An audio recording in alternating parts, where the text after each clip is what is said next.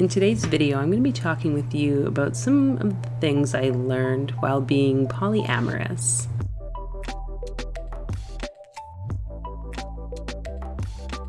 So welcome back to my channel, and if you're new here, so glad for you to join in. My name's Fola, and on my channel I like to talk about all sorts of different things around spirituality, mental health, shamanism, and holistic wellness. So let's get started. I was thinking today a bit about my previous relationships, and some of you may not know this. I actually have been married. Kind of still am, I guess, going through separation stuff. But I also was in a polyamorous relationship or relationships for a little bit of my married life. So sometimes this can come to a shock to some people. I just really felt like sharing a bit about this world that is polyamory. So what exactly is polyamory to start off? I think a lot of people think swingers and like sex parties and all that stuff. That is just like a very small portion of non-monogamy, and polyamory is also a part of non-monogamy. So, you have your monogamous relationships where you maybe are just faithful, loyal to one person. In non-monogamy, you might have multiple partners. With polyamory, and specifically, polyamory, I think it's Latin for many loves. And so people who are polyamorous identify as feeling like they are open to multiple different forms of loving, intimate relationships. And I say intimate, but on my journey, I also met quite a few people who would identify as asexual. So a lot of people in polyamorous relationships might not even have relationships in which they are like sexually active or engaging in any form of sexual activity. But that is kind of rare, I guess. So what kind of led me down this path of polyamory, you might be thinking? I had been on my maternity leave after my child was born, and I had a lot of time on my hands. And I started talking with an ex and kind of like opening up to these ideas of non-monogamy from a evolutionary perspective, because there's a lot of like biologists and that talk about non-monogamy amongst different types of animal species. It's actually quite common. And then I was reading about, like the cultural reasons for marriage and monogamy and why some people might start to look at non-monogamy as an option. And at that time, my ex was like, hey, like, Fola, you've always kind of been in non-monogamous relationships. And when he told me that, I was like, you know what? I guess it's kind of true. I won't go into all the details of my relationships, but I've been pretty open-minded and rather non-traditional. Let's just put it that way. And so I was really looking into the idea of non-monogamy, and that led me down the path of polyamory, and specifically. And so at the time, my partner and I, we discussed it, and he was open to us kind of experimenting in this world. And if you read anything, or, I remember there was some YouTube channel, I'll see if I can find it, that they'd made all these kind of polyamorous skits that really seem to identify to the truth behind that form of relationship. It can be a challenge, right? You learn a lot about your own approach to relationship, how much jealousy you might have, and insecurities and those fears. So it can be uncomfortable. But one thing that people in polyamorous relationships do that's quite a beautiful thing, and I feel like all relationships should do this, is they have an open conversation around what are some of the expectations and rules while in a partnership. And it has to happen because sometimes, you can have one couple here and another couple here, and the husband and the wife are joined here, and then that wife and she's dating another chick, and this other person's dating this other couple. It can really extend itself all over the place. And people need to be aware of, okay, what are expectations that are going to keep me safe, especially if you're having physically intimate relationships or connections with people, right? And I think that can be one of the big dangers of polyamory. This is just a reminder that one of the things I learned with polyamory is that traditional relationships that monogamous man and woman, or woman and woman or whatever, that doesn't always work for everyone. And we have to have a little bit of an open mind when it comes to, you know, at least seeing different perspectives around relationships. And I think especially now, there's a term that they use called serial monogamy. And it's like people who are in multiple different monogamous relationships, like one after another, after another, after another. To me, it's like, is that really any different? People are going to be going through different forms of relationships in their life.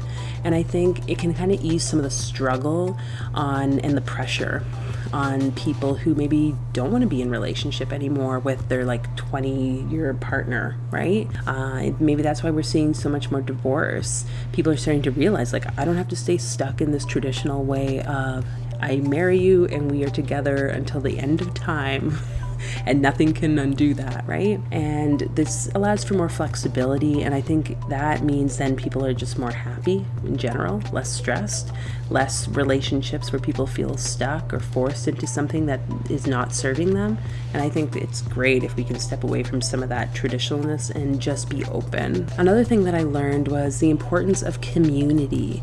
You know, like, I've always been somewhat social, but I also like to kind of keep in my own like space and my own group. The thing about the polyamorous community, at least in the city where I live, it was quite involved. And I think if you go to like bigger metropolitan areas, like, you know, larger cities like Toronto, Vancouver, they probably have a much more well-established community. But even here in Edmonton, like, it was really great. Got to meet a lot of new people, made some great friends, and we would always have like these gatherings, you know, like smaller, like in people's homes gatherings that like were not sex parties. Just want to like throw that out there, like actual like good fun like parties, and also like actual gatherings in public where we would host like events and fundraisers, and it like extended a lot of like that love. You could see that sense of love and connection with these people. And obviously, as in any community, there can be drama. I mean, that definitely was there, and most of the people know everyone else who's polyamorous, and most of those people all tend to date each other, so see different types of relationships and dramas and conflicts arise. But it was really beautiful to see like the big blended families, even, you know, like hanging out with different people who also had kids and were kind of in the same situation, and our kids could all play together, and it was just like everyone kind of took care of everyone. And I would say it was mostly a positive experience. Obviously, you know, we have to be careful and wise about who we're letting into our lives, but overall, I thought that was really great. Another thing that I learned was the fact that dating is fun, and it is also very tedious.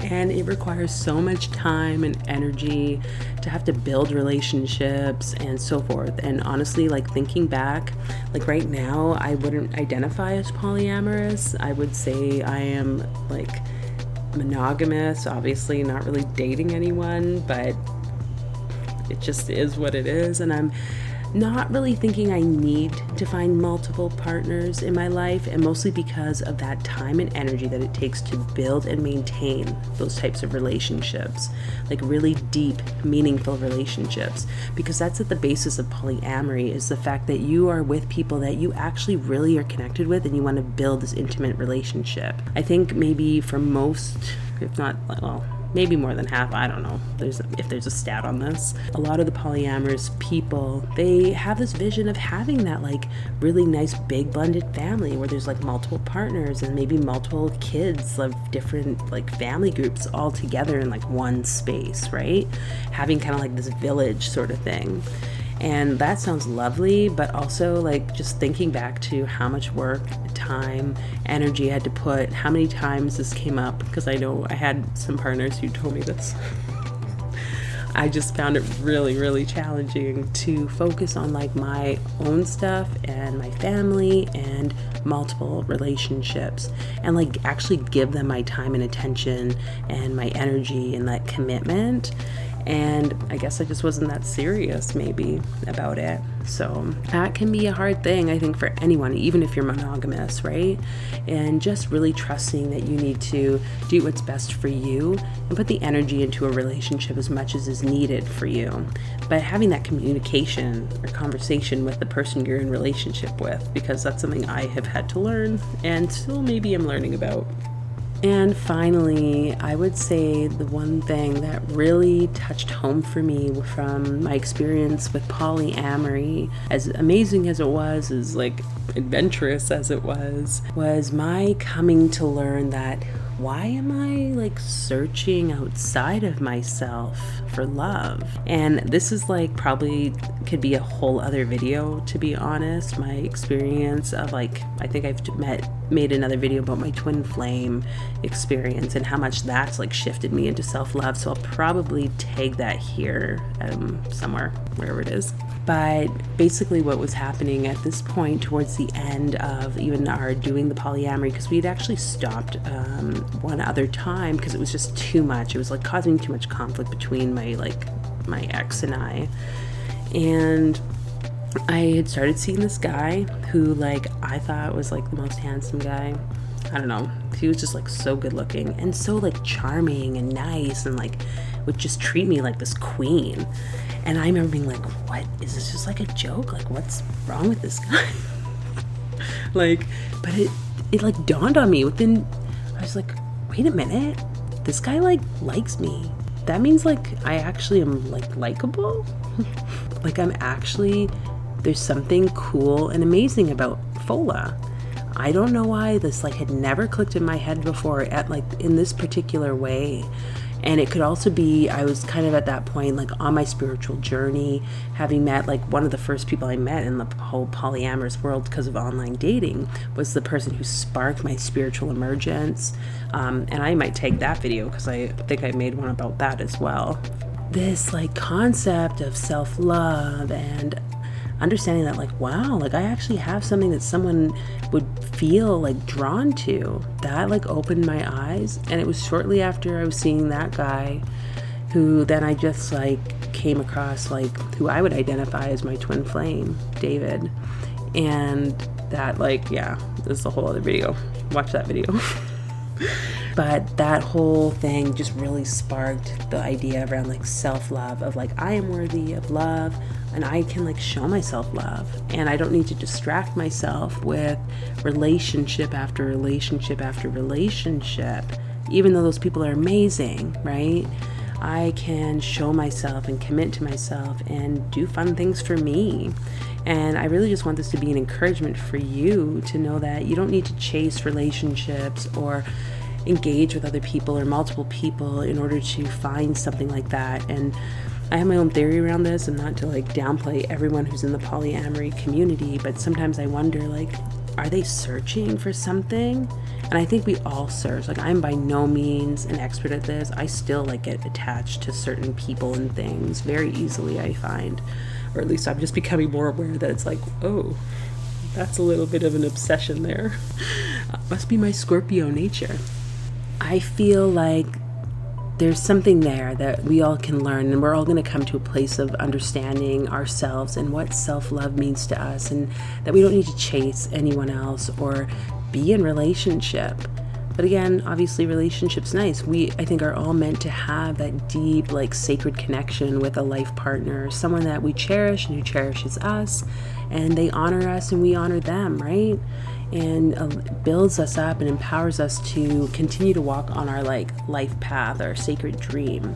And that to me is kind of the basis of what I have learned from the polyamorous lifestyle.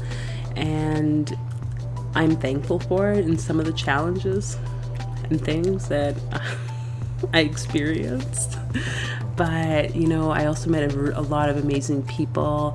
I think any of you watching know who you are. I thank you for all that you've done and supported me and encouraged me and shown me kind of like this other way of living life, because I am very grateful for that experience. I know not many people can say that they've done that. So that's really all I wanted to say in today's video. Check out those other videos if you are interested, or feel free to like and share this video to someone that you think might be interested. Maybe they're contemplating polyamory. And yeah, again, if it's someone that you know who's opening up to this, just see how you can be supportive, because a lot of people, it's like they start living double lives. I know I was kind of doing that because you're like afraid of what the repercussions might be from people who care about you, right? But I think you need to do what's best for you, and you're the only one that knows that. So anyways, you guys take care, and I hope you have a fabulous rest of 2020 as we enter into the next year. Bye.